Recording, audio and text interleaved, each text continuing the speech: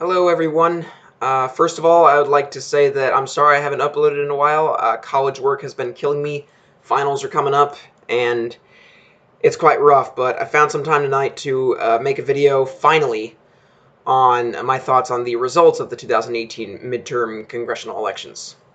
So if I'm going to go over here and pull up the New York Times, and I have in one tab House election results, and in the other tab the Senate election results. Now, I'll start out, excuse me, overall,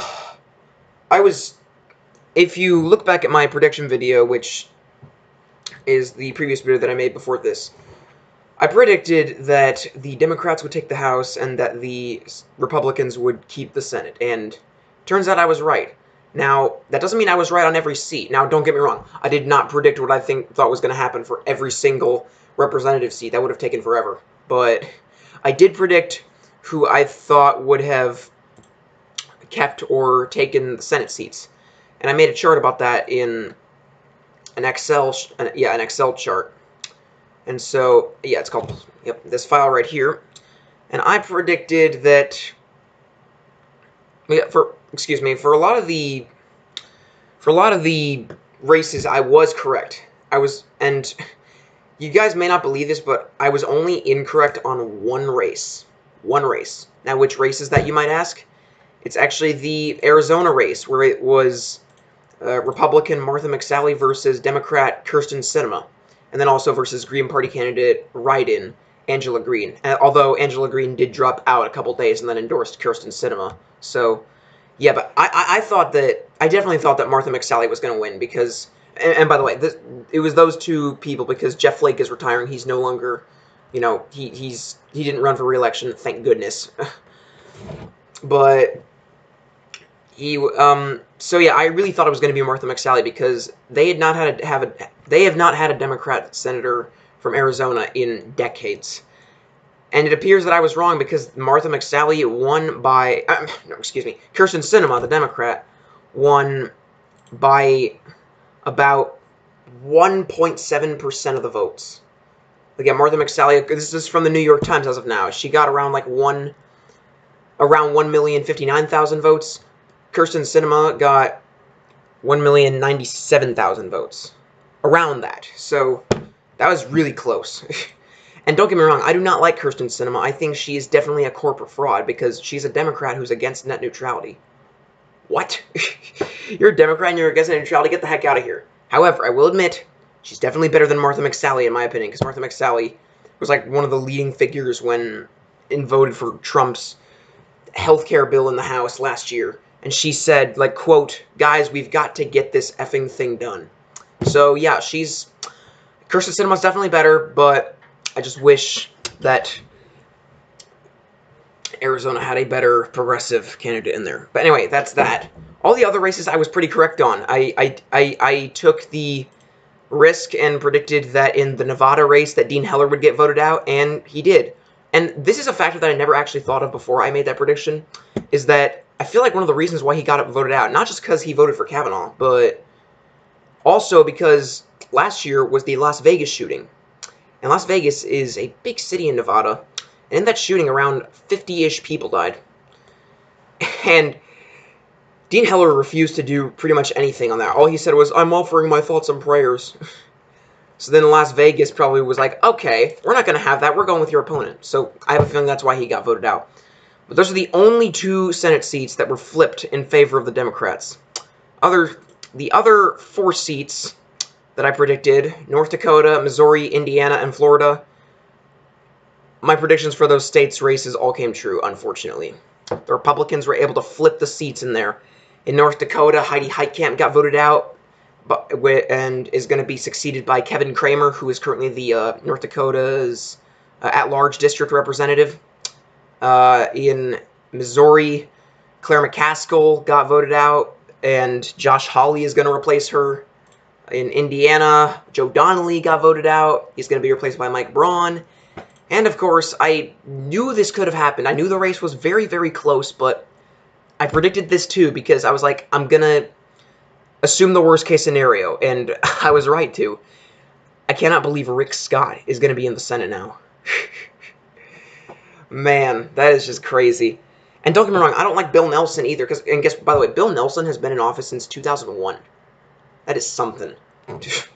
But again, I don't like Bill Nelson because he voted this year to deregulate Wall Street, just like all the other corporate Democrats who did that.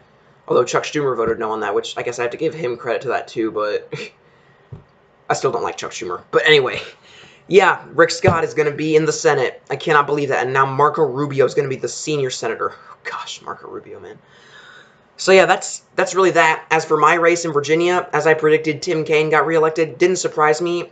Because, again, Virginia most of the time now has always gone blue since 2008, because it's mainly Richmond, Virginia Beach, Norfolk, Roanoke that are all the blue areas, the mainly urban areas, main blue areas, and there's a bunch of other blue areas too, but I'm not going to list them all right now. But yeah, those are all very urban and more left-leaning. And the populations of those outnumber all the other rural and conservative areas of Virginia combined. I'm sorry, I just put my hand on the microphone. But yeah, Tim Kaine won by about, Tim Kaine received 57.1% of the vote, and Corey Stewart received 41.1% of the vote, with Matt Waters, the Libertarian, receiving 1.8%.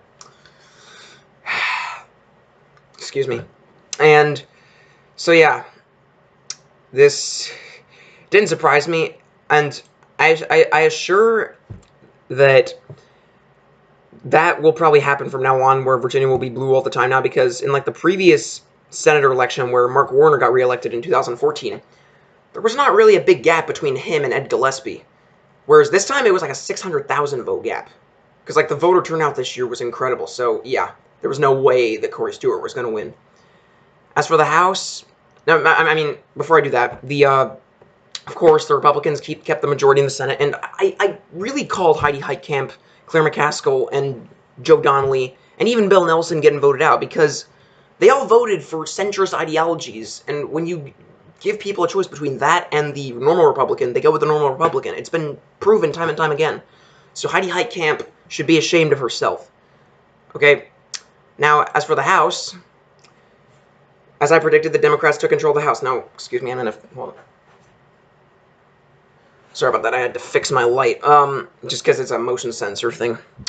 Now, I predicted that the Democrats would take the House because it's just a normal thing, as I said in my previous video, that, you know, usually the party of the president, a lot of seats in Congress are lost, that with those seats being in the party of the current president, and... it happened with Obama's first 2 years, too. In his first 2 years, he had a Democratic supermajority, both in the House and the Senate, and then in the 2010 midterms, the Republicans took the House and the Democrats kept the Senate. So it's a completely normal thing that happens in these kind of cycles. So yeah, and as of now, as I'm looking at the New York Times now, which I'll have both of these links from the New York Times down in the description box below, but as of now, with the New York Times, as of December 3rd, 2018, the Democrats have 234 seats, and the Republicans have 198 seats. That's a pretty big gap. Now, as I say that, though, although I am glad the Democrats took back the House, and they'll probably block a lot of Trump's hideous legislation from getting through, I'm pretty sure that it's unfortunate that Nancy Pelosi is probably going to be the Speaker of the House, which, oh man, she does not represent the progressive base. She's a complete sellout. And she doesn't even support Medicare for all. Like, really? You're gonna spin the face of your Democratic base? We are the party of universal health care, okay? Stop that, Nancy. And I really was pushing, I was really hoping that Barbara Lee could somehow make that turn, but yeah, I didn't think it was really gonna happen, unfortunately. And yeah, but on the bright side, there were 7 successful general elections for the organization known as Justice Democrats, which I follow. It was founded by Kyle Kulinski and Cenk Uygur. Really good organization. I strongly suggest you check it out. And yeah, 7 candidates of those won. 3 of those candidates were incumbents, and those incumbents were Ro Khanna of California, Raul Grijalva of Arizona, and Pramila Jayapal of Washington State. And the other 4 candidates that got elected were Rashida Tlaib of Michigan. Was that her? Hold on. I really need to make sure that I actually got this right. And I really need to make sure that I did not misdo her state. Was it Michigan? I think it was Michigan. Rashida Tlaib. Yeah, it is Michigan. Okay, I just wanted to check that. But yeah, Rashida Tlaib of Michigan. And there was Ilhan Omar of Minnesota, and she's succeeding Keith Ellison's seat from Minnesota's 5th District, because Keith Ellison got elected to be Attorney General of Minnesota, which I'm glad he did. The other ones were Ayanna Pressley of Massachusetts. She's succeeding corporate Democrat Mike Capuano. I think that's how you say his name. I'm not sure, but I'm glad she's going to be in Congress. And, of course, you've all been waiting for it, the almighty Alexandria Ocasio-Cortez from New York. She's going to be in Congress. And I cannot be happier that she is succeeding Joe Crowley. He's been in the House for almost 20 years too long. He's been in the House since 1999. Dang, but still, I'm glad that that happened. And now we just gotta hope that... Oh, I had a voice crack there, sorry. Now we just gotta hope that Mitch McConnell doesn't push through any weird legislation that is gonna really hurt us all. We just gotta hope that somehow maybe I don't know, stuff happens, really, that's in our favor. But anyway, I'm glad I got to talk about this. Oh, wait, actually, no, I forgot to mention one last race right here. West Virginia. Joe Manchin. Oh, Joe. He won.